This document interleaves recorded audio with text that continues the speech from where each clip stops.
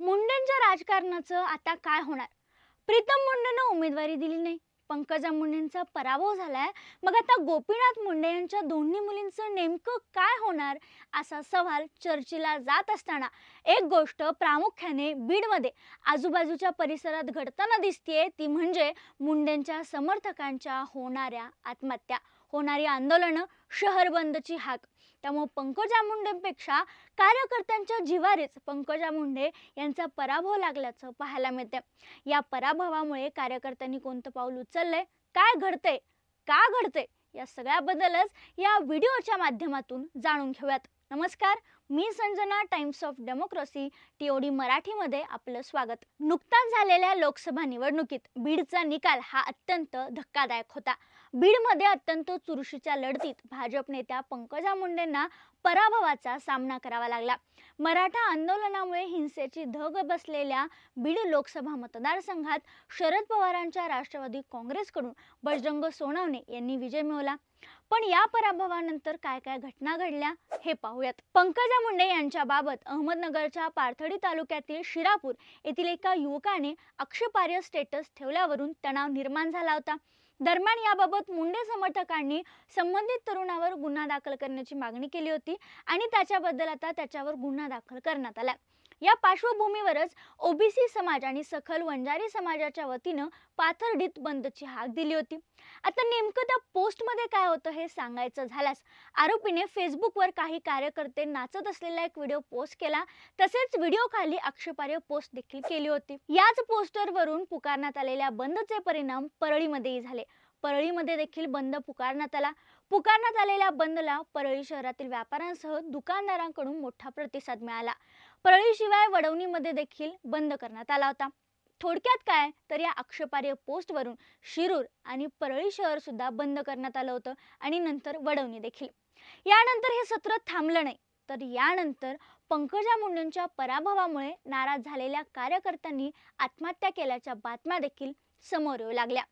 पहिली घटना ती म्हणजे सचिन मुंडे याची. हा अपघात होता, घातपात होता की आत्महत्या, हे मात्र अद्याप स्पष्ट झालेलं नाहीये.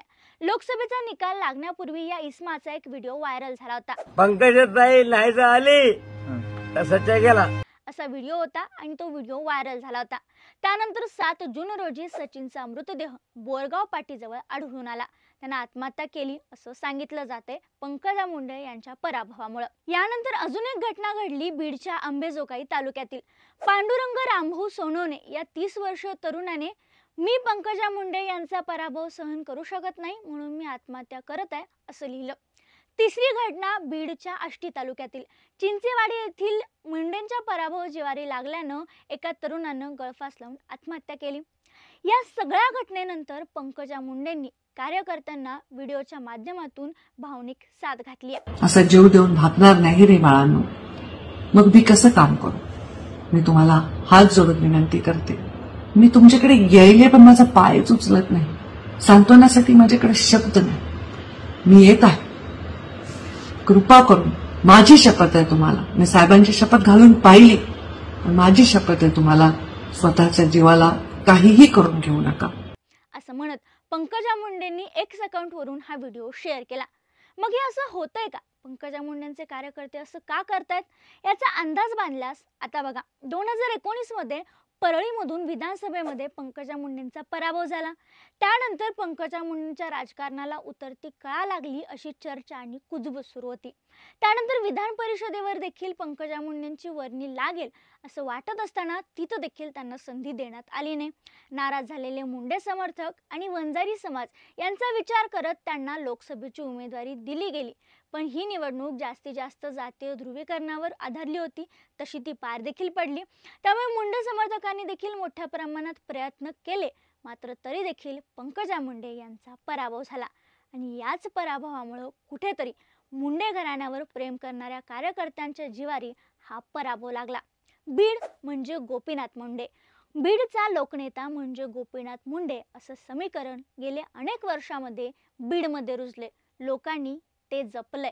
पण या पराभवामुळे कुठेतरी आता मुंडेंच्या राजकारणाला स्टॉप लागतो की काय अशी भीती मुंडेंसोबतच कार्यकर्त्यांना देखील लागली आहे. आणि यामुळेच कार्यकर्त्यांमध्ये असंतोष आहे. हा पराभव, ही भीती कार्यकर्ते सहन करू शकत नाहीयेत. 2009 पासून मुंडे घराणं हे बीडवर राज्य करत आले, पण आता या मुंडेंचा पाठिंबा, या मुंडेंचा हात आपल्यावर नसेल असं मुंडे समर्थकांना वाटते आणि यामुळेच मुंडे समर्थक नाराज झालेत. या सगळ्या घटना बघता आता येणाऱ्या काळात भाजप प्रीतम मुंडे किंवा पंकजा मुंडे यांचं पुनर्वसन कसं करेल हे पाहावं लागणार आहे. दरम्यान या सगळ्या घटनेवर तुमचं मत काय, आम्हाला कमेंटमध्ये नक्की सांगा. व्हिडिओ आवडल्यास लाईक शेअर करायला विसरू नका आणि अशाच व्हिडिओसाठी TOD मराठी टाइम्स ऑफ डेमोक्रेसीच्या यूट्यूब चॅनलला नक्की सबस्क्राईब करा.